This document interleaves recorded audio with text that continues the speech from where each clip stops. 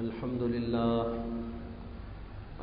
لله نحمده ونستعينه ونستغفره ونؤمن به ونتوكل عليه ونعوذ بالله من شرور أنفسنا ومن سيئات أعمالنا من يهده الله فلا مضل له ومن يضلله فلا هادي له ونشهد أن لا إله إلا الله وحده لا شريك له ونشهد أن سيدنا ومولانا محمدا عبده ورسوله صلى الله عليه وعلى آله وأصحابه وأزواجه وذرياته أجمعين.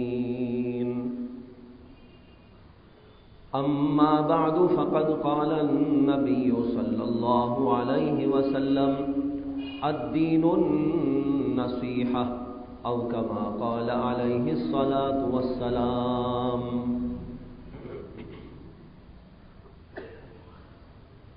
محترم حضرات، آپ کو یاد ہوگا کہ گزشتہ جمعہ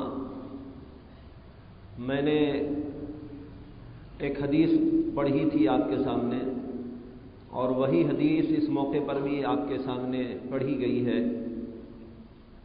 جس میں اللہ کے نبی علیہ الصلاۃ والسلام کا ارشاد گرامی ہے الدین النصیحہ.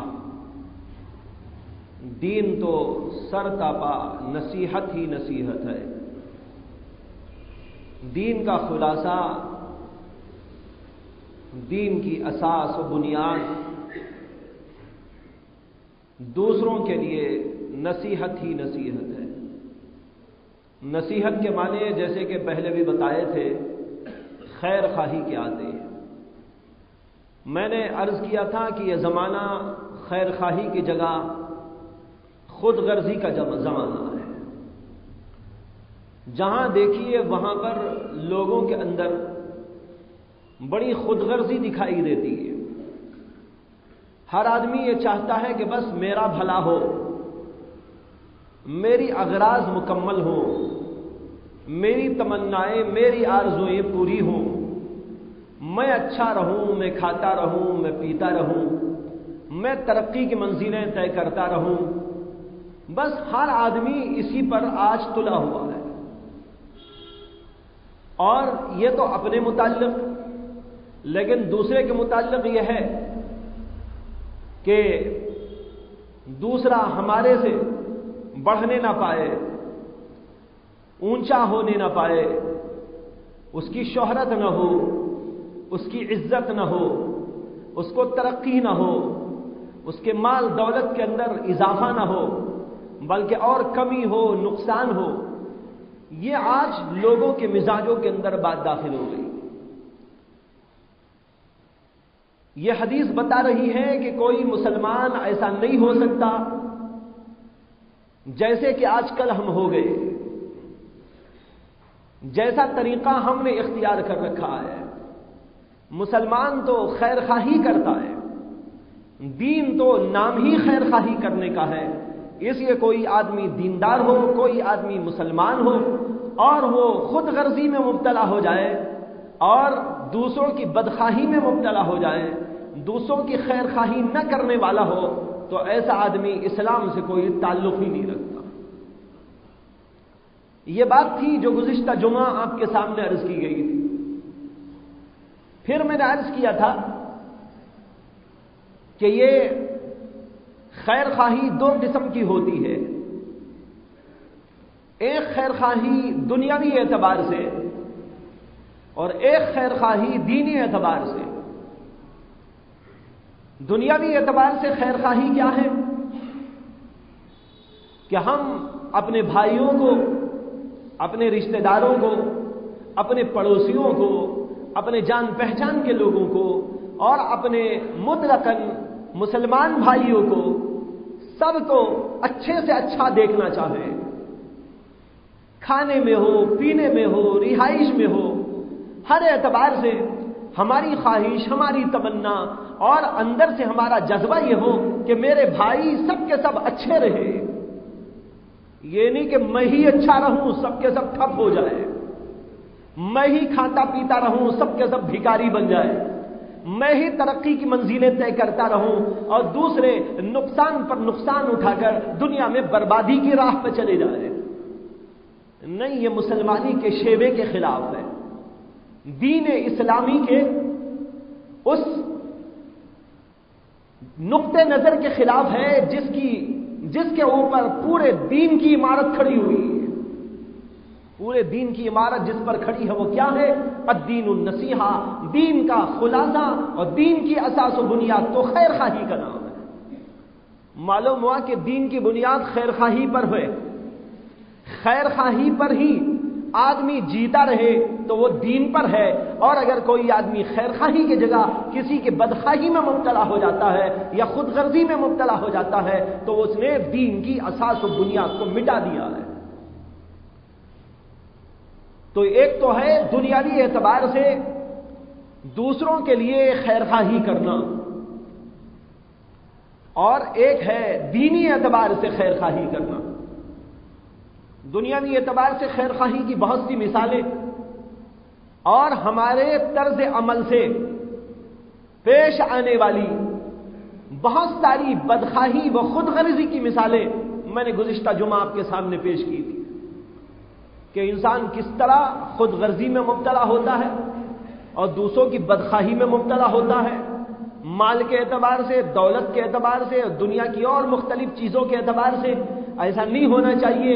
اسی پر میں نے وہ واقعہ آپ کو سنایا تھا حضرت سری سکتی رحمت اللہ علیہ کا کہ ان کے پاس کسی نے آ کر ایک موقع پر خبر دی تھی کہ آپ کی وہ دکان جو بازار میں ہے اس کے آس پاس بہت سی دکانیں جل گئی، آگ لگ گئی بہت سی دکانوں کو، لیکن آپ کی دکان الحمدللہ محفوظ ہے، صحیح سالم ہے، اس کو آگ نے نہیں چھوا ہے۔ بازو کی دکان جل گئی، پیچھے کی دکان جل گئی، بازو کی دکان جل گئی، لیکن آپ کی دکان یوں ہی موجود ہے، اس کو آگ نے نہیں چھوا اور اللہ نے اس کو بچا لیا۔ اس پر حضرت سری سکتی رحمت اللہ علیہ کی زبان پر یہ الفاظ آ گئے، انہوں نے کہا الحمدللہ، اللہ کا شکر ہے کہ میری دکان محفوظ ہو گئی۔ کہتے ہیں کہ اس کے بعد میں سوچنے لگا کہ مسلمانوں کی دکانوں کو اس قدر نقصان پہنچا، اس پر میرے دل میں کوئی دکھ اور درد نہیں پیدا ہوا، لیکن میری دکان بچ گئی تو میں اس کے اوپر پھولے نہیں سمایا، میں خوش ہو کر اللہ کے گیت گانے لگا اور الحمدللہ کہا۔ اس الحمدللہ میں خود غرضی شامل ہے، اس لیے میں اس ایک الحمدللہ پر 30 برس سے استغفار پڑھتا جا رہا ہوں، اس لیے کہ یہ الحمدللہ اللہ کے لیے نہیں، یہ الحمدللہ میں خود غرضی شامل ہو گئی۔ اس سے ایک اور بات بھی معلوم ہوتی ہے، آدمی کبھی الحمدللہ کہتا ہے، کبھی سبحان اللہ کہتا ہے اور کبھی کچھ کہتا ہے، لیکن اس کہنے میں جب تک اللہ کی رضا شامل نہ ہو اس سبحان اللہ اور الحمدللہ کا اللہ کے ہاں کوئی اعتبار نہیں ہوتا۔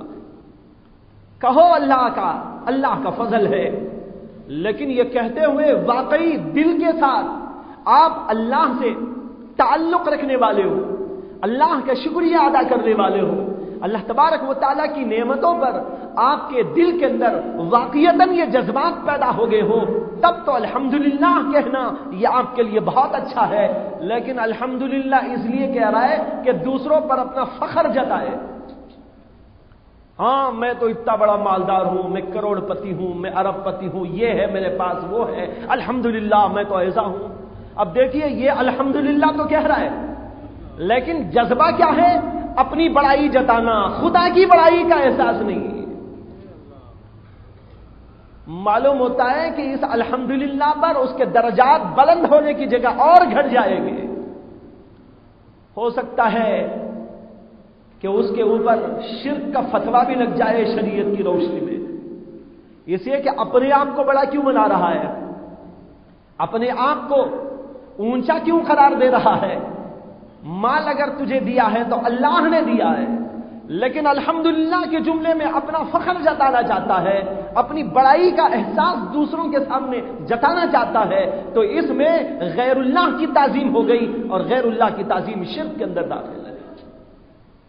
بھائیو، ان الفاظ کو کہتے ہوئے بھی اپنے دلوں کی اصلاح کی ضرورت ہے، دماغوں کی اصلاح کی ضرورت ہے، زبان کی اصلاح کی بھی ضرورت ہے۔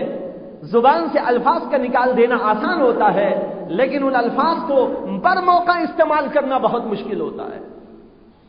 دیکھیے حضرت سری سختی کہتے ہیں اس ایک الحمدللہ پر 30 برس سے استغفار پڑھ رہا ہوں، اللہ کی جناب میں توبہ کر رہا ہوں کہ میری زبان سے وہ الحمدللہ کیوں نکل گیا۔ اس لیے کہ اس الحمدللہ میں کیا ہے؟ اپنی خود غرضی شامل ہو گئی ہے۔ بہرحال یہ واقعہ سنا کر اور اسی طرح دوسری باتیں عرض کر کے میں نے اس موقع پر آپ کے سامنے واضح کرنا چاہا تھا کہ خود غرضی دنیاوی اعتبار سے بھی یہ مسلمان کے شایع نشان نہیں ہوتی۔ مسلمان تو ایسا ہوتا ہے جو ہمدرد ہوتا ہے، جو غمخوار ہوتا ہے، خود غرض نہیں ہوتا، وہ دوسروں کے لیے خیرخواہ ہوتا ہے، دوسروں کے لیے بدخواہ نہیں ہوتا، دوسروں کے لیے بڑا ہمدرد و غمخوار ہوتا ہے۔ یہ ہے مسلمان کی شان، دنیاوی کسی بھی اعتبار سے دیکھ لے۔ یہ تو دنیاوی اعتبار سے خیرخواہی ہوئی، اور ایک اس سے اونچے درجے کی خیرخواہی ہے جس کا نام ہے دینی اعتبار سے خیرخواہی۔ دینی اعتبار سے خیرخواہی دنیاوی اعتبار سے خیرخواہی سے اہم ہے۔ اللہ کے نبی علیہ الصلوۃ والسلام نے اپنی زندگی کے دروس میں، اپنی زندگی کے اندر دیے ہوئے اسباب میں اس بات کو بہت ہی اچھے انداز سے پیش کر کے ہمارے سامنے رکھا ہے۔ واقعہ آتا ہے احادیث کی کتابوں میں، اللہ کے نبی علیہ الصلوۃ والسلام کے بعد کہیں سے مال غنیمت آیا تھا، اور مال غنیمت میں غلام باندھیا بھی آئی ہوئی تھی۔ حضرت عائشہ صدیقہ، حضرت فاطمہ الزہرا رضی اللہ تعالی عنہا اور ان کے شوہر حضرت علی رضی اللہ تعالی عنہ کو معلوم ہوا اللہ کے نبی علیہ الصلوۃ والسلام کے پاس غلام اور باندیا آئی ہوئی ہیں مال غنیمت میں، اور وہ اللہ کے نبی علیہ الصلوۃ والسلام کو اختیار ہے کہ اس کو تقسیم فرمائے۔ اب تقسیم ہوگی۔ حضرت علی نے کہا کہ فاطمہ، تمہاری طبیعت روزانہ کمزور ہوتی جا رہی ہے، بہت محنت کرتی ہو، گھر کا کام کاج کرتے کرتے، آٹا پیستے پیستے، گھڑے اٹھاتے اٹھاتے، بچوں کی تربیت و کفالت کے اندر اپنے آپ کو جٹاتے جٹاتے تمہاری طبیعت پر بہت بار ہو گیا ہے۔ اس لیے میری ایک خواہش ہے، وہ یہ ہے اللہ کے نبی علیہ الصلوۃ والسلام کے پاس میں باندیاں اور غلام آئے ہوئے ہیں، اگر تم جاؤ اللہ کے نبی کی خدمت میں اور تمہاری اس ضرورت کا اللہ کے نبی علیہ السلام کے سامنے اظہار کرو، ہو سکتا ہے کہ اللہ کے نبی علیہ السلام کوئی باندی تم کو دے دے، وہ باندی تمہارے کام کاج کر دیا کرے گی تو تمہیں کچھ آرام مل جایا کرے گا۔ حضرت فاطمہ الزہرا کی واقعی ضرورت تھی، یہ نہیں کہ یہ فرضی کوئی ضرورت تھی، بلکہ واقعی ضرورت۔ بعض لوگ ضرورتوں کو فرضی طور پر بنا لیتے ہیں، گھڑ لیتے ہیں۔ مثال کے طور پر جیسے بعض لوگ بیمار ہو کر چھٹی لے لیتے ہیں کارخانوں سے، فیکٹریوں سے، آفسوں سے، حالانکہ بیمار نہیں ہوتے، وہ ماشاءاللہ ہٹے کٹے ہیں، کھا رہے ہیں، پی رہے ہیں، تفریح میں جانا ہے، کہیں گھومنے کے لیے پھرنے کے لیے جانا ہے۔ اب میڈیکل سرٹیفکیٹ تو بہت آسان ہے، اس لیے کہ جیسے خود یہ جھوٹا اس کا ڈاکٹر بھی جھوٹا، پوری دنیا جھوٹی بنی ہوئی ہے، جھوٹ پر پوری سیاست کا تماشا ہم دیکھ رہے ہیں۔ اب یہاں جاتا ہے ڈاکٹر صاحب کے پاس، 25 روپے، 20 روپے، 15 روپے اس کے ہاتھ میں تھمایا، ڈاکٹر صاحب نے ایک سرٹیفکیٹ لکھ کے دے دی، یہ آدمی فلاں تاریخ سے فلاں تاریخ تک میرے ٹریٹمنٹ میں تھا۔ اب وہ لکھ کر دے دیا، اس کو وہاں پروڈیوس کر دیا اور اس کو چھٹی مل گئی۔ لیکن اگر قیامت کے دن اللہ تجھ سے پوچھے کہ آئے میرے بندے، میں نے تو تجھے صحت سے نوازا تھا، تو نے جھوٹی سرٹیفکیٹ سے میری اس نعمت کو ٹھکرایا ہے، آج میں میری نعمت سے تجھ کو محروم کرتا ہوں، تو یہ آدمی کیا جواب دے سکے گا؟ صحت تو بہت بڑی نعمت ہے، عظیم الشان نعمت ہے، لیکن جھوٹی سرٹیفکیٹ سے اللہ کی اس نعمت کو انسان ٹھکراتا ہے۔ اللہ کی اس نعمت کو انسان جھٹلاتا ہے، اور دوسرے یہ تو اللہ کے اعتبار سے ہوا، اور پھر یہاں پہ دیکھیے ایک جھوٹی سرٹیفکیٹ پیش کرنے کے بعد وہ آدمی اپنے لیے کچھ ایام کی چھٹی منظور کرا لیتا ہے۔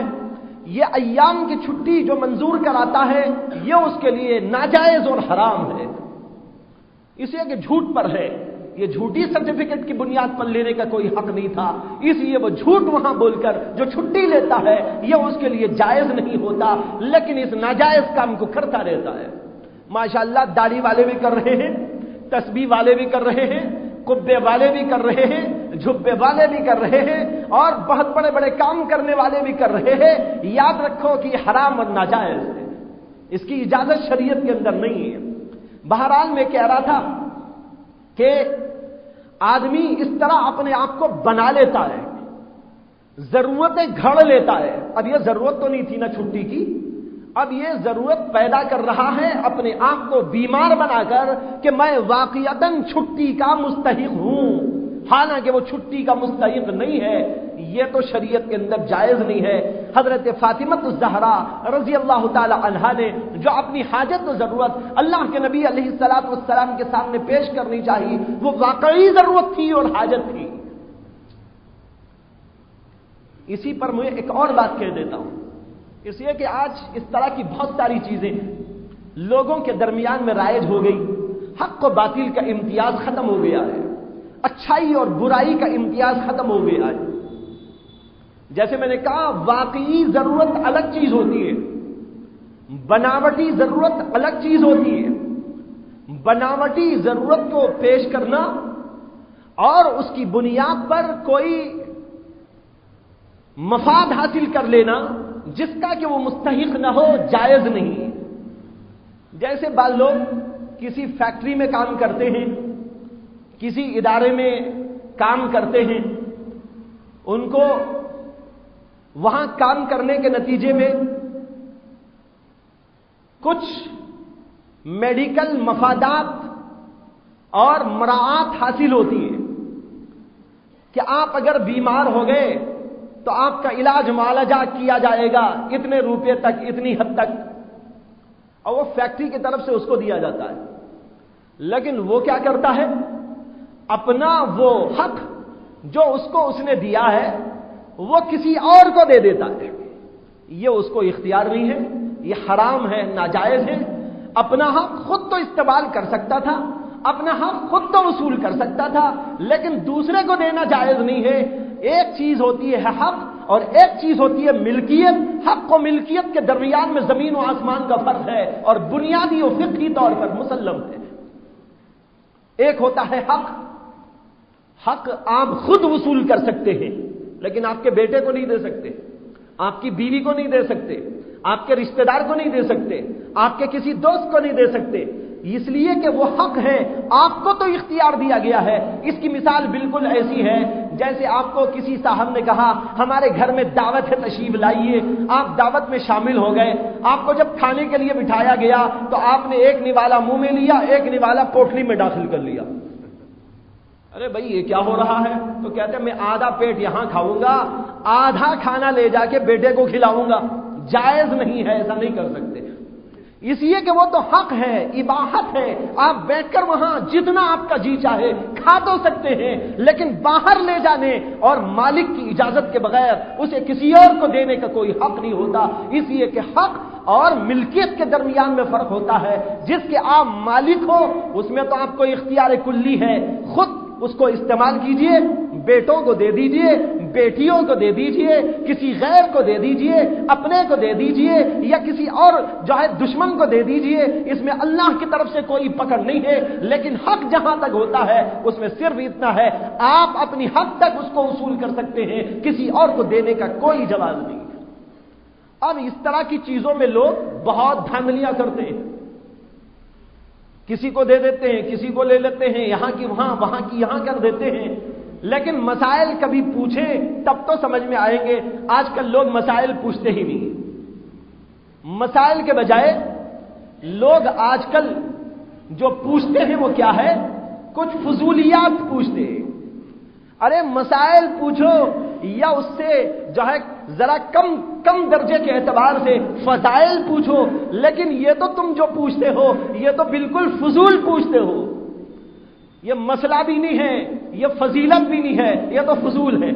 جیسے ایک صاحب نے ایک موقع پر پوچھا تھا، حضرت آدم علیہ السلام جب دنیا میں تشریف لائے تھے سب سے پہلے کیا کھائے تھے؟ میں نے کہا آدم کو چھوڑیے، پہلے آپ اپنی بتائیے، آدم کو تو چھوڑیے، پہلے آپ اپنی بتائیے کہ آپ کیا کھائے تھے؟ آپ کے پاس کوئی دلیل ہے موجود؟ ہو سکتا ہے پانی ڈالا گیا ہو آپ کے حلق میں، ہو سکتا ہے دودھ پلایا گیا ہو آپ کو، ہو سکتا ہے کہ وہ دودھ اماں کا پلایا گیا ہو، یا ہو سکتا ہے کہ بوتل کا پلایا گیا ہو، یہ بھی ہو سکتا ہے کہ پاؤڈر کا پلایا گیا ہو۔ تو دودھ تو کئی قسم کا ہو گیا، یا ڈاکٹر نے دودھ سے منع کر دیا ہو، سب سے پہلے کوئی ٹانک اتاری گئی ہو، معلوم نہیں کہ کیا، ہمیں خود اپنی خبر نہیں ہے۔ حضرت آدم علیہ السلام کی خبر لینا چاہتے ہیں کہ سب سے پہلے انہوں نے کیا کھایا۔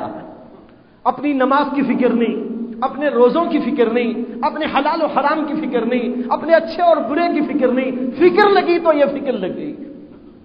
بہرحال میں کہہ رہا تھا حضرت فاطمہ الزہرا رضی اللہ تعالی عنہا کا واقعہ، حضرت علی نے ان سے فرمایا کہ جاؤ، تمہاری حالت دیکھ کر مجھے بڑا افسوس ہوتا ہے، لیکن میں کر بھی کیا سکتا ہوں، میرے پاس ہے بھی کچھ نہیں، اس لیے اللہ کے نبی علیہ السلام کے پاس میں جاؤ اور اللہ کے نبی سے اپنے لیے ایک باندی مانگ کے لے آؤ۔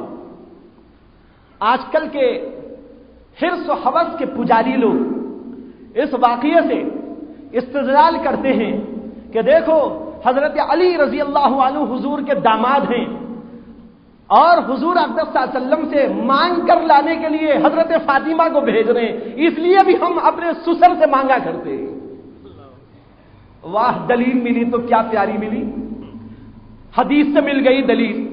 ان جھوٹوں کو، ان مکاروں کو، ان بھکاریوں کو، ان دھوکے بازوں کو، ان خبیثوں کو، ان شیطانوں کو جنہیں شرم و حیا نام کی کوئی چیز نہیں معلوم ہے، مانگ کر کھانا فطرت میں داخل ہو گیا۔ ارے تمہیں اللہ نے اس لیے پیدا کیا تھا سووں کو کھلاؤ، تمہارا ہاتھ اوپر کا ہاتھ ہو، تمہارا ہاتھ نیچے کا ہاتھ نہ ہو۔ اللہ کے نبی علیہ السلام نے فرمایا تھا کہ وہ ہاتھ بہتر ہے جو اوپر ہو اس ہاتھ سے جو نیچے ہوتا ہے۔ آج ہم اس میں فخر محسوس کرتے ہیں کہ ہمارا ہاتھ نیچے ہو۔ جوانوں، تم کو اللہ نے طاقت دی ہے، تم کو اللہ نے صلاحیت دی ہے، تم کو اللہ نے عقل دی ہے، تم کو اللہ نے تجربہ دیا ہے، تم کو اللہ نے لیاقت دی ہے۔ اس لیاقت کو، اس طاقت کو، اس قوت کو خرچ کرو، اللہ کے لیے بھی خرچ کرو، مخلوق کے لیے بھی خرچ کرو۔ تم مانگ کر کھانے والے نہیں بلکہ دینے والے بنو، ایک کو نہیں ہزاروں کو دینے والے بنو، اور یہ عہد کرو ہم مانگ کر کبھی نہیں کھائیں گے، ہم کھلانے والے بنیں گے، ہم بہت سوں کے ہاتھ پکڑیں گے، ہم بہت سوں کو آگے بڑھائیں گے، ہم بہت سوں کی امداد و نصرت کریں گے، ہم بہت سے لوگوں کی ترقی کے لیے تعاون کریں گے۔ ہمارا مزاج تو یہ ہونا چاہیے۔ یہ دلیل بالکل بیہودہ بات ہے ان لوگوں کی جو اس سے عقد کرتے ہوئے کہتے ہیں کہ حضور اقدس صلی اللہ علیہ وسلم سے مانگنے کے لیے بھیجا گیا تھا۔ بھائیوں، ایک درخواست تھی ضرورت کے پیش نظر۔ حضرت علی نے فرمایا میرے پاس کچھ نہیں ہے، تمہاری حالت، تمہاری کمزوری، تمہارا ذوق، تمہاری محنت، یہ دیکھ کر مجھے بہت افسوس ہوتا ہے، رحم آتا ہے۔ اگر تم چاہو اللہ کے نبی سے درخواست کر لو، پوچھ لو۔ آپ دیکھیے حضرت علی کی اس بات پر حضرت فاطمہ الزہرا رضی اللہ تعالی عنہا پہنچتی ہیں اللہ کے نبی علیہ السلام کی خدمت اقدس میں، دروازہ کھٹکھٹاتی ہے اور اندر حضرت ام ایمن حضور اقدس صلی اللہ علیہ وسلم کی باندی جو بہت بوڑھی عمر کی تھی وہ موجود تھی۔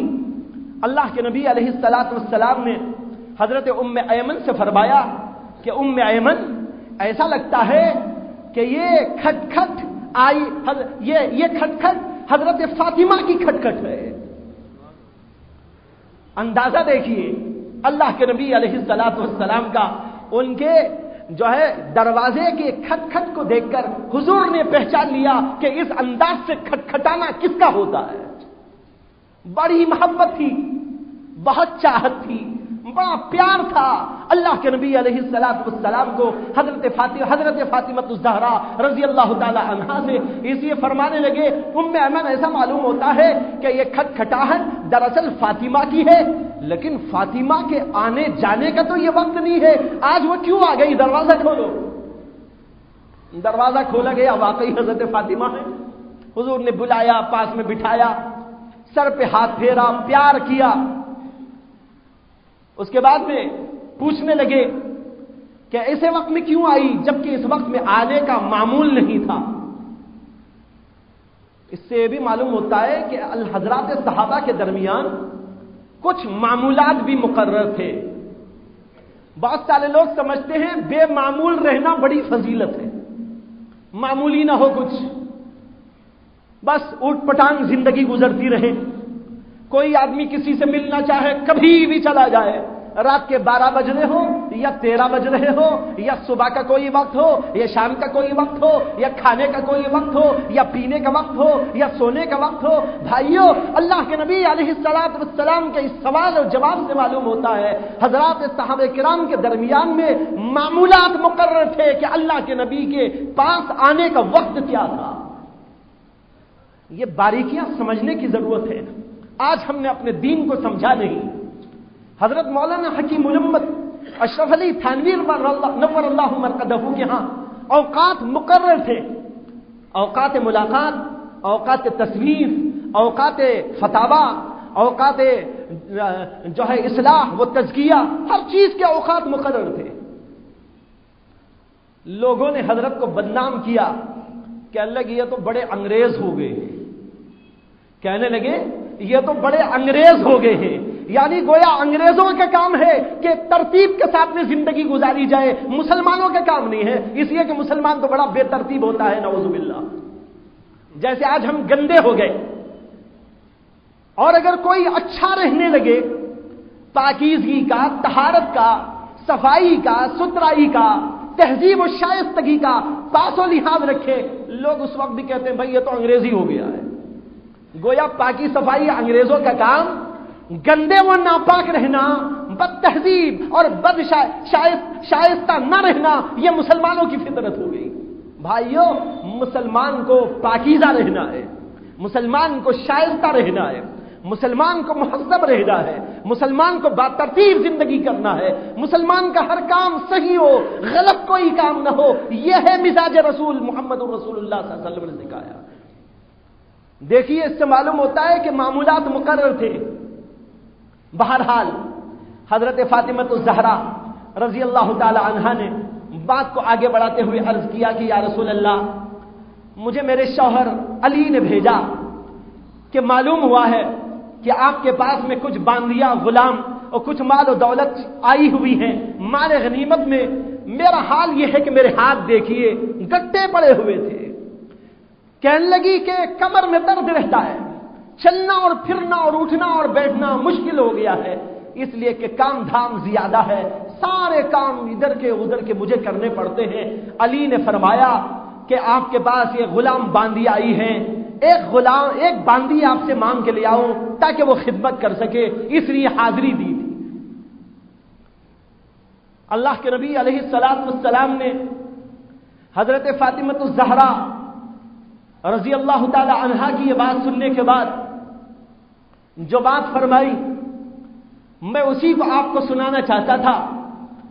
اللہ کے نبی علیہ السلام نے ان کی بات پہلے تو پوری سن لی، اس کے بعد میں فرمایا کہ فاطمہ، کیا میں اس سے بھی بہتر چیز تم کو نہ بتاؤں؟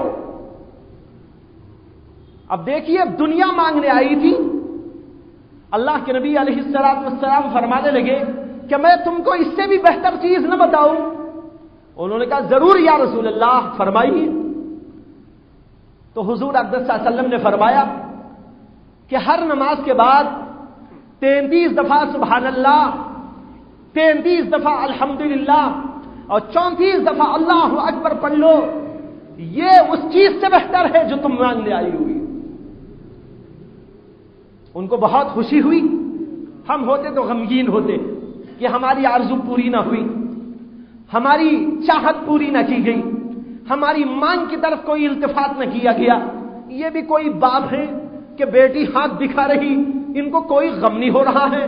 ہم نے ایسا ایسا بتایا، لیکن یہ کیسے ابا جی ہیں کہ ان کو ذرا بھی دکھ نہیں ہوتا. یہ کہتے ہیں کہ نہیں، اس سے بہتر یہ ہے کہ تم سبحان اللہ پڑھ لو، الحمدللہ پڑھ لو، اللہ اکبر پڑھ لو.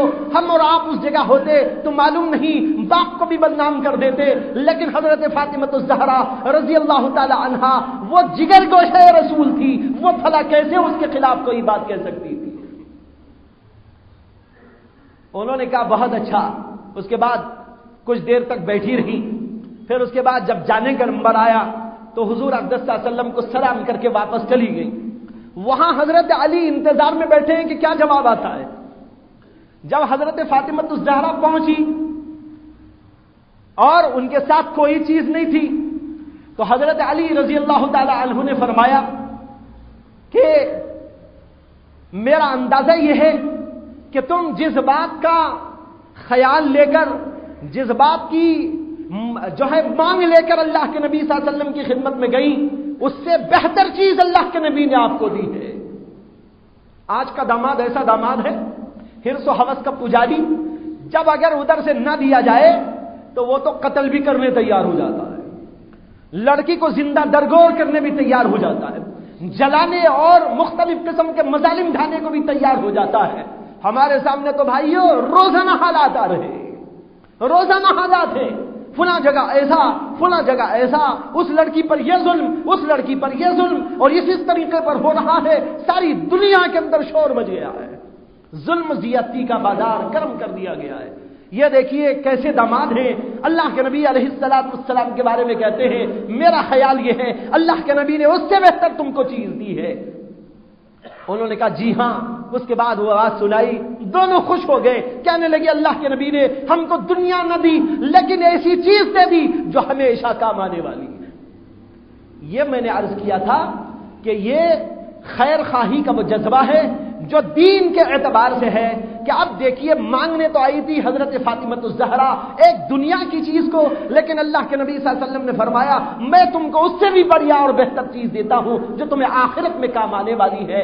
اپنے بچوں کے لیے، اپنے رشتہ داروں کے لیے، اپنے متعلقین کے لیے ہم آرزو و تمنا کریں کہ ان کی دنیا سے زیادہ ان کی آخرت بن جائے.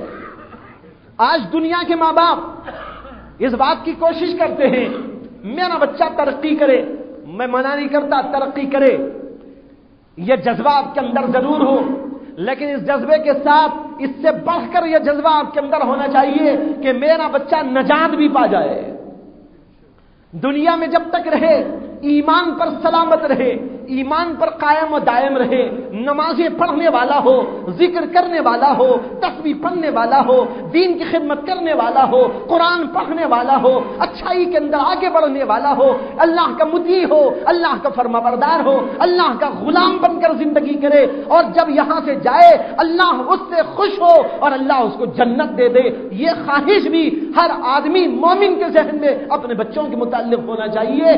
وہ باپ کہے کا باپ ہے جسے اس بات کی تو بہت فکر ہے کہ میرے بچے کو کچھ 2-4 روپے مل جائے، لیکن اس کا کوئی فکر نہیں کہ اس کو جنت ملے. اس لیے دنیا کمانے کی طرف ترغیب دیتا ہے، دنیا کی فکر میں خود بھی مبتلا ہے، اس کو بھی مبتلا کرتا ہے، لیکن جنت کی کوئی فکر نہیں، جنت کی کوئی طلب نہیں، نہ اپنے لیے نہ اپنے بچوں کے لیے. معلوم ہوتا ہے کہ خود غرضی میں یہ لوگ مبتلا ہو گئے ہیں، اپنے بچوں کے حق میں خود غرض ہو گئے اور بدخواہ ہو گئے، اور ان کے لیے کوئی ہمدردی و غمخواری کا دینی اعتبار سے کوئی جذبہ نہیں رہا. اس طرح دینی اعتبار سے اپنے بچوں کے لیے، اپنے رشتہ داروں کے لیے، اپنے متعلقین کے لیے، اپنے دوست و احباب کے لیے، اور جتنے لوگ ہوں جہاں جہاں تک کہ ہمارا بس چلے ان سب کے لیے ہم خیر خواہ بنے دینی اعتبار سے بھی. یہ دینی اعتبار سے خیر خواہی کیسے ہوگی؟ آپ لوگوں کو نماز کی تلقین کیا کریں، حرام سے، محرمات سے، برائیوں سے، گندگیوں سے ان کو بچانے کی فکر کریں، اور ان سے التجائیں کریں، اور ان سے درخواست کریں کہ آپ اللہ کے لیے نہ کریں، یہ گناہ نہ کرو اس لیے کہ اس سے عذاب آئے گا، یہ برائی میں مبتلا نہ ہو اس سے خدا ناراض ہو جائے گا، یہ غلط حرکت نہ کرو اس سے تمہاری جنت پر فرق آئے گا، یہ کام نہ کرو اس سے تم جہنم میں چلے جاؤ گے، ان سے درخواست کرو، لوگوں کو بتاؤ، محرمات سے بچاؤ، نیکیوں میں ان کو چلانے کی فکر کرو۔ یہ بہت بڑی ہمدردی ہے اور اسی ہمدردی کے لیے اللہ نے مومنوں کو وجود بخشا ہے۔ قرآن کریم کہتا ہے کنتم خیر امۃ اخرجت للناس تأمرون بالمعروف وتنہون عن المنکر وتؤمنون باللہ، تم بہترین امت ہو، یعنی تم خیر والی امت ہو۔ دیکھیے خیر کا لفظ یہاں بھی آ رہا ہے، وہی خیر کا لفظ جو خیر خواہی کے اندر ہے، جس کا ترجمہ ہے الدین النصیحہ، دین نصیحت کا نام ہے، نصیحت خیر خواہی کو کہتے ہیں، وہی لفظ خیر یہاں آیا۔ اللہ نے کہا کنتم خیر امۃ، تم خیر والی امت ہو۔ جب خیر والی امت ہے تو تمہارے سے خیر دوسروں کو پہنچنا چاہیے، اس لیے کہ آدمی میں جو ہوتا ہے وہی باہر نکلتا ہے، مٹکے میں جو رکھا جاتا ہے باہر وہی رشتہ ہے، جو برتن میں رکھا جاتا ہے باہر وہی چھلکتا ہے۔ یہ ایک موٹی سی حقیقت ہے، جس میں شر ہوگا اس کی زبان سے شر نکلے گا، اس کے ہاتھ پیر سے شر ظاہر ہوگا، اس کی آنکھوں سے شر ظاہر ہوگا، اس کی زبان سے شر ظاہر ہوگا۔ جس کے اندر خیر ہوگا تو اس کی زبان سے خیر ظاہر ہوگا، اس کے ہاتھ پیر بھی خیر کا کام کریں گے، اس کے ہر عضو سے خیریت ہی نکلے گی۔ اس لیے کہ آدمی میں جو ہوگا وہی باہر نکلتا ہے۔ اللہ نے محمد الرسول اللہ صلی اللہ علیہ وسلم کی امت کو امت خیر کہہ کر بتایا ہے کہ تم وہ امت ہو جن کے اندر خیر رکھا گیا ہے، اس لیے تمہارے سے خیر کا وجود ہونا چاہیے، خیر کا ظہور ہونا چاہیے، خیر باہر نکلنا چاہیے، خیر چھلکنا چاہیے، خیر جھلکنا چاہیے۔ اگر تمہارے سے شر نکل رہا ہو تو تم اپنے آپ کو امت خیر سے نکال لو، تم کو کوئی حق نہیں ہے کہ تم امت خیر کہلائے جاؤ۔ کنتم خیر امت، یہ اس امت کو کہا گیا جس کے زبان سے خیر نکلتا ہو، جس کے ہاتھ پیر سے خیر نکلتا ہو، جس کی زبان سے خیر نکلتا ہو، جس کے ہر عضو سے خیر ظاہر ہوتا ہو، جس کے ہر عمل سے خیر ظاہر ہوتا ہو، جس سے شر کا ظہور ہوتا ہے، وہ امت خیر کہلانے کا مستحق نہیں۔ اب ہم غور کریں کہ ہمارے سے خیر ظہور میں آ رہا ہے یا ہمارے سے شر کا ظہور ہو رہا ہے۔ ہم گالی بک رہے، گندی زبان استعمال کر رہے، دوسروں کی بدخواہی کر رہے، ہمارے اندر کے جذبات بھی بڑے برے ہیں، دوسرا مرے، دوسرا گھٹیا ہو، دوسرا ذلیل ہو، دوسرا خار ہو جائے، اس کو نقصان ہو جائے، یہ ہمارے جذبات دینی اعتبار سے بھی ایسے ہی، دنیاوی اعتبار سے بھی اس طرح کے، تو معلوم ہوتا ہے کہ ہمیں کوئی حق نہیں کہ ہم کہلائیں کہ ہم بھی خیر امت ہیں۔ خیر امت تو وہ ہے جس سے خیر کا ظہور ہوتا ہے، اور اللہ نے خیر امت کس کو کہا اس کی تفسیر آگے ہے۔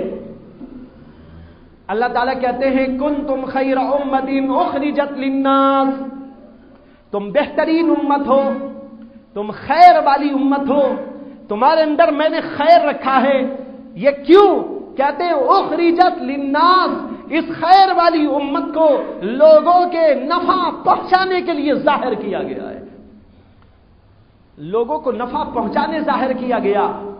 یہاں ہے لام للناس، عربی میں لام کے بہت سے معنی آتے ہیں، ان بہت سے معانی میں سے ایک معنی اس کا ہوتا ہے نفع، تو للناس کا ترجمہ ہوا لوگوں کے نفع پہنچانے کے لیے، لوگوں کو نفع پہنچانے کے لیے یہ امت خیر دنیا میں ظاہر کی گئی، منصہ شہود کے اوپر جلواگر کی گئی۔ اگر اس کا یہ مقصد نہ ہوتا تو پھر یہ بھی پردے عدم میں ہوتی، اس کو ظاہر کرنے کی کوئی ضرورت نہ تھی۔ اللہ نے اس کو ظاہر کیا، اس لیے ظاہر کیا کہ تم خیر امت ہو، خیر پھیلاؤ، لوگوں کو نفع پہنچاؤ۔ لوگوں کو نفع یہ بھی ہوتا ہے کہ آپ ان کی دکان کے، ان کے مکان کے، ان کے کھانے اور پینے کے، اور ان کے کپڑے اور لتے کے، اور ان کے جوتے اور ان کے میڈیکل اور مختلف قسم کے مسائل کے سلسلے میں آپ ان کا تعاون کریں، یہ بھی خیر ہے۔ لیکن اس سے بڑا خیر کیا ہے؟ کہتے ہیں آگے اس کو فرمایا तामुरून बिल मारूफ व तनहौना अनिल मुनकर, ये नफा ये है कि तुम अम्र बिल मारूफ करो, नहीं अनिल मुनकर करो। लोगों को अच्छी बात बताया करो, बुरी बात से रोका करो। यह अच्छी बात का बताना, बुरी बात से रोकना, यही है जिसके लिए तुमको जाहिर किया गया। यह खैर का वो पहलू है कि जो दीनी एतबार से पूरी उम्मत के ऊपर लागू किया गया है। वो खड़े हो बाजार में, आ रहे हो जा रहे हो अपने काम से, अपने मुख्तलिफ मसाइल में, हालात में वो लगे हुए हो, जुटे हुए हो, किसी भी काम के अंदर हो, लेकिन उन्हीं कामों के दरमियान में उनका एक अहम काम, चलते फिरते उठते बैठते खाते पीते बोलते चालते हर जगह पर यह है तामुरून बिल मारूफ व तनहौना अनिल मुनकर, अम्र बिल मारूफ करना, नहीं अनिल मुनकर करना। आज हमने इस फरीजे को छोड़ दिया है। हदीस में आता है, अल्लाह के नबी सल्लल्लाहु अलैहि वसल्लम ने फरमाया कि जब तुम अम्र बिल मारूफ करना छोड़ दोगे, नहीं अनिल मुनकर करना छोड़ दोगे, अच्छाई को बताना बुराई से रोकना छोड़ दोगे, तो तुम अल्लाह से दुआएं भी करोगे तब भी कबूल नहीं होगी। गिड़गिड़ाओ, रो, पलाओ, जो चाहे करो। और एक रिवायत के अंदर ये आता है कि तुम्हारे सालिहीन दुआ करें तब भी कबूल नहीं होगी। यानी जो औलिया अल्लाह होंगे, सालिहीन होंगे, मुत्तकी लोग होंगे, जबरदस्त किस्म के, वो भी हो दुआ करने वाले, लेकिन अल्लाह तुम्हारी दुआ कबूल नहीं करेगा। इसलिए कबूल नहीं करेगा कि अम्र बिल मारूफ को छोड़ दिया है, नहीं अनिल मुनकर को छोड़ दिया है। इसलिए भाइयों, सबके हक में ये काम करते रहो, अच्छी बात बताओ, बुराई से रोको। आज बुराइयां आम हो गई, कोई घर खाली नहीं, कोई मकान खाली नहीं, कोई दुकान खाली नहीं, बाजार खाली नहीं, गली कूचे खाली नहीं, हर जगह पर बुराई ही बुराई नजर आती है। बुराई का बाजार इस कदर गर्म हो चुका है कि सारे बाजार दुनिया में ठप हो गए। अब तो दुनिया में बाजारों के ठप होने का वक्त आ गया है, लेकिन बाजार तो ठप हो गए, ये दुनियावी कारोबार के बाजार, लेकिन ये बाजार शैतान का और अम्र बिल मारूफ नहीं अनिल मुनकर की जगह गलत चीजों के रिवाज देने का ये बाजार तो बहुत गर्म हो गया, इतना गर्म हो गया, जबरदस्त पैमाने पर चल रहा है। मैं आमतौर पर कहा करता हूं कि आज शैतान की दावत और शैतान का पैगाम बगैर किसी तजब्जुब, बगैर किसी रोक और टोक के हर जगह पर आ रहा है, हत्ता कि कोई मस्जिद भी खाली नहीं, कोई मदरसा भी खाली नहीं। मोबाइल फोन, शैतान की दावत आम हो रही है। मौलवी साहब के पास भी है, इमाम साहब के पास भी है, तालिब इल्म के पास भी है, उस्ताद जी के पास भी है, सबके पास फोन है। उसी के जरिए से शैतान अपना पैगाम हमारे तक पहुंचा रहा है। अब जो बचते हैं वो बचते हैं, जो पिटते हैं वो पिट जाते हैं, जो बिकते हैं शैतान के वो बिक जाते हैं शैतान के नाम पर। इसलिए भाइयों, मोबाइल फोन रखने वाले लोग मोबाइल फोन का इस्तेमाल भी जाने।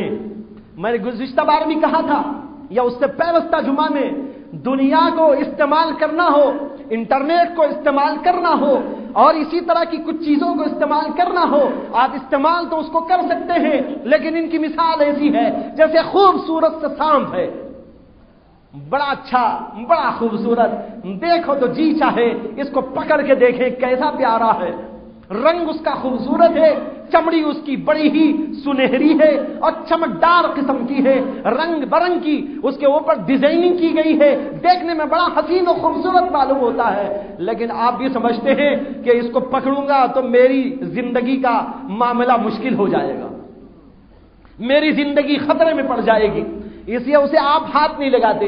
हाँ, उस आदमी को हाथ लगाना दुरुस्त है जो आदमी के इस फन को जानता हो कि शैतान के सांप को ये सांप के जहर को कैसा मारा जाता है। बाद लोगों को देखा है गले में सांप लटकाए फिर रहे हैं, क्यों? इसलिए कि उसके जहर को खत्म कर दिया गया, अब उसको हक है। इसी तरह जो इंटरनेट के जहर से बचने का फन जानता हो, जो मोबाइल फोन के जहर से अपने आप को बचाने की ताकत रखता हो, वो ताकत कौन सी है बताऊं? वो ताकत है तकवे की ताकत। वो तकवे की ताकत जिसके पास होगी, उसकी आंखों पर वो कंट्रोल करेगा, اس کی زبان پر وہ کنٹرول کرے گا، اس کے ہاتھ پیر پر وہ کنٹرول کرے گا، اس کے تمام اعضاء پر وہ کنٹرول کرے گا، اس کے ہاتھ میں موبائل فون ہو کوئی مذائقہ نہیں، اس کے سامنے انٹرنیٹ کھلا ہو کوئی مذائقہ نہیں، وہ دیکھنے کی چیز کو دیکھے گا، نہ دیکھنے کی چیز کو نہیں دیکھے گا، جو لینا ہے وہ لے گا، جو نہیں لینا ہے وہ نہیں لے گا، اس لیے کہ اس کے پاس تقوی کی اسپرٹ موجود ہے، تقوی کی برکت سے وہ سب چیزوں کو کنٹرول کر کے چلتا ہے۔ یہ ہے اس کے زہر کو مارنے کا تریاق۔ لیکن آج کتنے لوگوں کے پاس یہ تریاق موجود ہے؟ تقوی کا نام بھی نہیں جانتے، اس لیے کہ آج لوگوں کے تقوی کو لقوہ مار چکا ہے، اسے تو لقوہ مار چکا، اب تو اس کے اندر کوئی جان نہیں رہی۔ بھائیو، اس یہ تقوی کو سیکھو، اللہ کے ولیوں کے پاس، اللہ کے نیک لوگوں کے پاس، اللہ کے مقربین کے پاس ان کی خدمت میں جاؤ، ان کی خدمت میں اٹھو اور بیٹھو، ان سے معلومات حاصل کرتے رہو، ان کے اندر کا تقوی تمہارے اندر بھی تھوڑا تھوڑا ہو کر منتقل ہوتا جائے گا، ایک زمانے میں تم بھی وہی بن جاؤ گے جیسے کہ وہ ہیں۔ بہرحال بات لمبی ہو گئی، یہ ہے یہ امر بالمعروف نہی عن المنکر، ہمارے بھائیوں کو، مسلمانوں کو، رشتہ داروں کو، تعلق داروں کو، بیوی کو، بچوں کو، سب کو اچھائی کی تعلیم دینا، برائی سے روکنا، یہ ہے وہ نصیحت کہ اس کے بغیر مومن کا تصور نہیں۔ الدین النصیحہ۔ یہاں تک بھی میں نے اب تک جو کچھ کہا، میں سمجھتا ہوں کہ گزشتہ جمعہ بھی یہی باتیں بغیر تفصیل کے آپ کے سامنے آ چکی، گویا یوں سمجھ لیجئے کہ گزشتہ کا بیان ایک متن تھا، آج کا بیان اسی کی تشریح ہے۔ اب میں اس پوائنٹ پر آتا ہوں جہاں پر کہ میں نے گزشتہ ہفتے اپنی بات چھوڑی تھی۔ میں نے کہا تھا ایک ہے اپنے لوگوں کے ساتھ ہمدردی، مومن بھائیوں کے ساتھ ہمدردی، دنیاوی اعتبار سے، دینی اعتبار سے اس کی تفصیلات آپ کے سامنے آ گئی۔ اس کے بعد یہ ہے کہ ایک انسان ہمارا بھائی جو اگرچہ ہمارے مذہب میں نہیں، ہندو ہے، کرسچن ہے، عیسائی، یہودی ہے، یا اور کسی مذہب کا پیروکار ہے، یا خدا ہی کو نہیں مانتا ہے، ملحد ہے، زندیق ہے، یا کچھ اور ہے، یہ ہمارے سے ایک رشتہ رکھتا ہے، وہ رشتہ ہے انسانیت کا رشتہ۔ قرآن کریم نے فرمایا یا ایھا الناس اتقوا ربکم الذی خلقکم من نفس واحدہ وجعل منها زوجها وبث منهما رجالا كثيرا ونساء۔ اللہ تعالیٰ کہتے ہیں کہ اے انسانوں، اپنے پروردگار سے ڈرو، وہ پروردگار جس نے تم کو ایک ذات سے پیدا کیا یعنی آدم کی، اور اسی ایک ذات سے اس کی زوجہ حضرت حوا کو پیدا کیا، اور پھر اس حوا اور آدم کے ذریعے سے یہ بہت سے مرد و عورتوں کو دنیا میں پھیلایا، اس لیے تم سب کے سب بھائی بھائی ہو۔ یہ نکتہ کہ جیسے پوری دنیا کا رب ایک ہے، زمین و آسمان کا پیدا کرنے والا، دنیا کے تمام انسانوں کو پیدا کرنے والا، اور دنیا کی تمام چیزوں کو پیدا کرنے والا، اس دن اور رات کے نظام کو چلانے والا، اس کائنات کے نظام کو دنیا میں قائم دائم رکھنے والا صرف ایک ہی ایک ہے جس کو ہم رب کہتے ہیں۔ اسی طرح یہ نقطہ قرآن نے ہم کو سمجھایا کہ اس پوری کائنات میں پھیلے ہوئے انسان، مرد عورت، کسی جگہ کے ہو، کسی علاقے کے ہو، کسی زبان کے جاننے والے ہو، کسی ملک کے رہنے والے ہو، اور اسی طریقے پر کسی بھی قوم و ملت سے ان کا تعلق ہو، لیکن وہ سب کے ساتھ ایک آدم ایک حوا سے اللہ نے پیدا کیے ہیں، اس لیے تمہارا اب بھی ایک ہے جیسے تمہارا رب ایک ہے۔ رب ہمارا ایک اور ہمارا باپ بھی ایک۔ اب کے معنی کیا؟ باپ۔ تو ربا بھی ایک ہے، ہمارا ابا بھی ایک ہے۔ اس لیے جتنے کافر ہم کو نظر آتے ہیں، جتنے مشرک ہم کو نظر آتے ہیں، جتنے یہود اور عیسائی ہم کو نظر آتے ہیں، ملحد و زندیق ہم کو نظر آتے ہیں، وہ ہمارے مذہب کے اعتبار سے تو ہمارے ساتھ میں نہیں ہیں، لیکن بھائیوں انسانیت کے ناطے وہ ہمارے بھائی ہیں۔ کیا ان بھائیوں کے ساتھ ہمدردی ہمارا فریضہ نہیں؟ یہ بھی تو ہمارا بہت بڑا فریضہ۔ آپ کو یہ حکم اللہ دیتا ہے، آپ اپنے بچے کو نصیحت کیجئے یعنی خیر خواہ بنیے بچے کے لیے، اس لیے اس کی نجات کی فکر کیجئے۔ اسی طرح قرآن ہم کو یہ بھی کہتا ہے، اللہ ہمیں یہ بھی بتاتا ہے، اللہ کا نبی یہ بھی بتاتا ہے کہ تمہارے دینی اعتبار سے تو بھائی نہ ہو، لیکن تمہارے انسانی بھائی کہیں کے رہنے والے ہو، کوئی بھی ہو، کسی بھی جو ہے مذہب میں وہ ڈھل چکے ہو، لیکن وہ تمہارے بھائی ہیں، اس لیے تمہارے اوپر یہ بھی فرض بنتا ہے ان بھائیوں کو بھی نصیحت کرو، ان کے ساتھ میں خیر خواہی و ہمدردی کرو۔ یہ ٹاپک بہت اہم ٹاپک ہے۔ میں نے گزشتہ جمعہ بھی یہیں آ کے نقطے کو چھوڑا تھا، لیکن بات شروع ہوئی تو کچھ اور چیزیں آئی ذہن میں جو گزشتہ بیان کی تشریح اور اسی کی توضیح کے لیے ضروری تھی، اس لیے میں نے ان کو اب تک بیان کر دیا اور پھر وہیں آیا نقطہ، اس لیے اس نقطے کو بھی آج چھوڑنا پڑ رہا ہے کہ اگلے ہفتے اس کو پیش کیا جائے۔ غیروں میں دعوت و تبلیغ جسے کہتے ہیں، غیر مسلموں کو دین کا پیغام پہنچانا جسے کہتے ہیں، اور ان کو دین میں داخل کرنے کا فکر اور دین میں داخل کرنے کے لیے تدبیر کرنا، یہ بھی اب دین النصیحہ کے اندر داخل ہے۔ دین تو خیر خواہی کا نام ہے، بچے کے لیے، بڑے کے لیے، اپنے کے لیے، غیر کے لیے، ماننے والے کے لیے، نہ ماننے والے کے لیے، مومن کے لیے، کافر کے لیے، یہودی کے لیے، عیسائی کے لیے اور زندیق کے لیے، مرتد کے لیے، دنیا میں کوئی بھی ہو اس کے لیے ہم کو خیر خواہ بننا ہے، ہم کو ہمدرد بننا ہے، تاکہ وہ آدمی اگر کفر پر جائے گا دنیا سے، مر کے جائے گا جہنم میں، تو ہم کو اپنے بھائی کو جہنم میں دیکھنا اچھا لگتا ہے؟ ارے وہ بھی تو ہمارا بھائی ہے، ہمارے ہی باپ حضرت آدم کی اولاد میں سے ہے، اس کو ہم کیسے چھوڑ دیں؟ اس لیے ہمارے اوپر ایک فریضہ یہ بھی عائد کیا گیا کہ ہم غیروں کو دین میں لا کر، دین سمجھا کر ان کو اللہ کا پجاری بنائے، ان کو غیر اللہ کی غلامی سے چھڑا کر ایک اللہ کی غلامی میں داخل کرنے کی کوشش کرے۔ یہ بہت اہم فریضہ ہے، اس کو سمجھنا ضروری بھی ہے، اس کا احساس پیدا کرنا ہے، اس لیے کہ آج ہم میں یہ احساس بھی مر چکا ہے کہ ہمارے اوپر یہ بھی کوئی ذمہ داری، اس ذمہ داری کا احساس ہم سے ختم ہو گیا، اس وجہ سے بحیثیت امت اس فریضے کو ہم چھوڑ چکے ہیں۔ اکے دکے لوگ کر رہے ہیں ماشاءاللہ، لیکن بھائیوں جتنی ضرورت ہے کرنے کی وہ ضرورت پوری نہیں ہو رہی ہے۔ بعض مقامات پر بعض حضرات اللہ کی طرف سے عائد کردہ اس فریضے کے متعلق بڑی فکروں میں ہیں، جد و جہد میں ہیں، محنت اور مجاہدہ کر رہے ہیں، اور اللہ تعالیٰ ان کے سامنے نتائج کو بھی الحمدللہ ظاہر کرتا جا رہا ہے۔ انہی میں سے ایک حضرت مولانا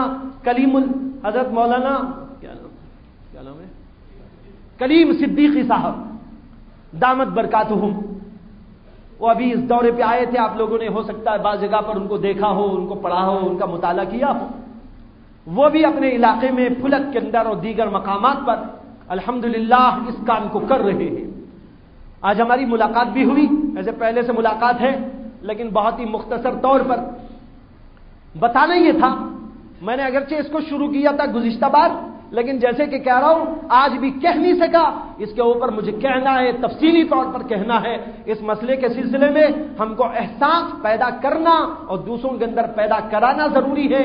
یہ اللہ کے کچھ بندے جو کام کر رہے ہیں، ہمیں بھی چاہیے کہ اس طرح کے کام کر کے غیروں تک اللہ کے دین کو پہنچانے کی جد و جہد اور محنت کے اندر شامل ہو، اور اللہ سے جو ہے ہم امید باندھے کہ اللہ ہمارے اس جو ہے کام کے بہتر سے بہتر نتائج کو مرتب فرمانے والا ہے۔ مرتب ہو کہ نہ ہو ہم کو اس کو نہیں دیکھنا ہے، دیکھنا ہے کہ ہمارا فریضہ ہم ادا کر رہے ہیں کہ نہیں کر رہے۔ اگر فریضے میں کوتاہی ہوئی اللہ کے ہاں پوچھ ہوگی، نتیجے میں کوتاہی ہوئی پوچھ نہیں ہوگی۔ فریضے میں کوتاہی جواب دہ ہونا پڑے گا۔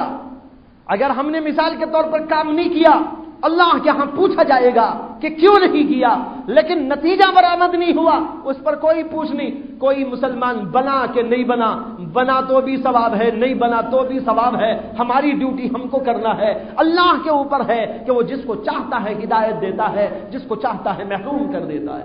اللہ کے نبی علیہ السلام کے سگے چچا حضرت ابو طالب پوری زندگی حضور کے ساتھ ہمدردی میں غمخاری میں گزاری، حضور اقدس صلی اللہ علیہ وسلم کی خدمت کرتے رہے، حضور کی کفالت فرماتے رہے، لیکن آخری وقت جب آیا اللہ کے نبی صلی اللہ علیہ وسلم نے فرمایا چچا جان یہ کلمہ میرے کان میں پڑھ دیجئے، لیکن وہ تیار نہیں ہوئے۔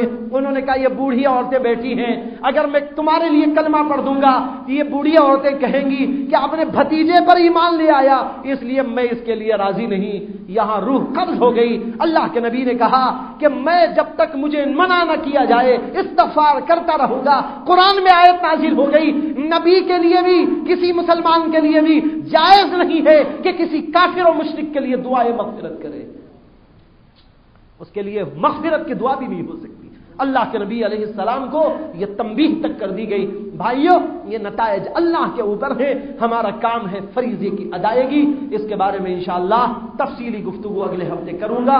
دل کھول کر سنیں، دل کھول کر سمجھیں، پھر کچھ کرنے کا عزم، کرنے کا جذبہ اپنے اندر پیدا کریں۔ یہی کام ہمارے لیے بہت ہی اہم و ضروری ہے۔ وآخر دعوانا ان الحمدللہ رب العالمین۔